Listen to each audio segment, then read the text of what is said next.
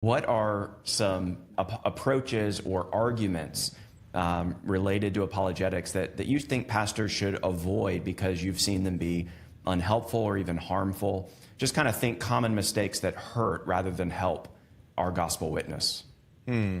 Yeah, it's a good question. I think a part of the answer to that question is to be careful to make sure that we're answering the questions that people are actually asking. And, Paul says in Colossians 4:5 to walk in wisdom towards outsiders, making the best of the use of the time, and let our speech always be seasoned with salt so that we may know how to answer each person. And it's interesting that he says each person and not necessarily each objection. And realizing that there's a questioner behind a lot of the questions that we see being asked. And I was once given this advice at a conference that I spoke years and years ago, where one of the organizers simply beforehand kind of brought all of the speakers together and just encouraged us to picture the most vulnerable person we could think of in the audience and speak to that person directly. And I think, that can go awry in the sense of what I was saying before. We can almost pad the truth too much.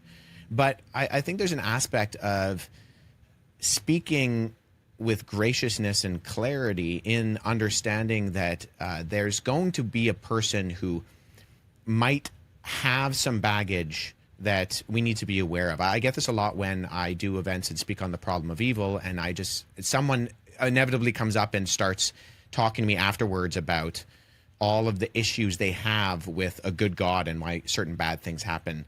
And it's happened a few times where I've just realized, there's something going on here, and kind of tried to take the tone of the conversation down and said, those are great questions. Why would you ask those questions? And find out that this person is dealing with some sort of personal hurt, and realizing that a lot of those kind of big problem of evil questions are less theological and philosophical and sometimes more personal. And that's something that's more of a zooming out approach. That there's the more, getting into the nitty gritty, into the weeds of something like we need to be careful not to over exaggerate in certain claims apologetically. My area of speciality is in manuscripts, and there has been some exaggerations in sort of the apologetic endeavors to answer certain questions about manuscripts, where the, say, manuscripts of the New Testament are compared to the writings of other ancient texts like Homer and Pliny and Plutarch, and it's talked about that the copies of the manuscripts of the New Testament dwarf all of these others, and that's actually true.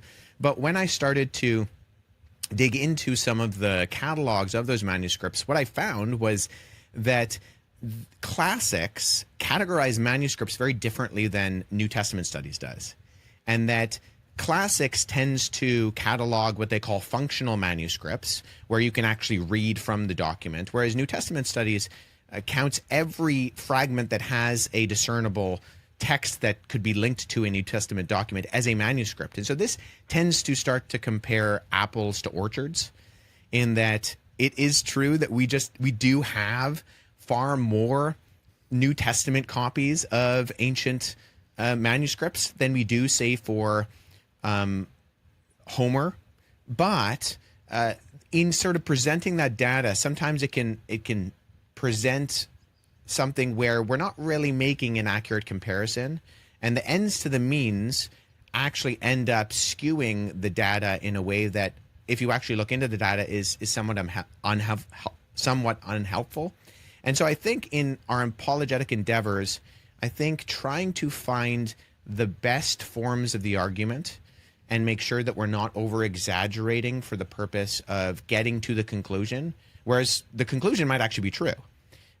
Something like a manuscript comparison, the conclusion is still true, that if we're going to trust that Thucydides wrote this particular document and we only have a couple dozen copies and they're written hundreds of years after we know the original was written, then we're going to have to apply that same standard to the New Testament, where the number of manuscripts, both in quantity and in quality, are far better than Thucydides.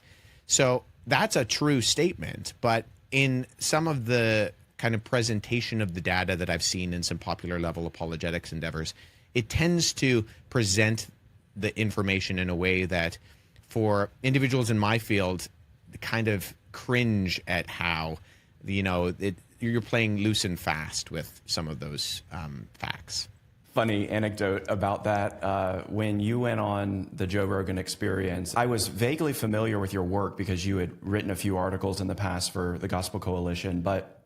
And then I noticed you were following me on X, and I was like, oh, wait, have we interacted before? So I searched our two names on X, and you debunked me on this very thing a few years ago because I had shared some chart comparing the number of copies, and you said something to the effect of, kinder than this is going to sound, I used to share charts like that before I started studying it.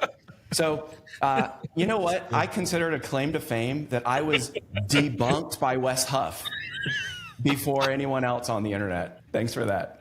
That's good. You can put that in your bio. Exactly.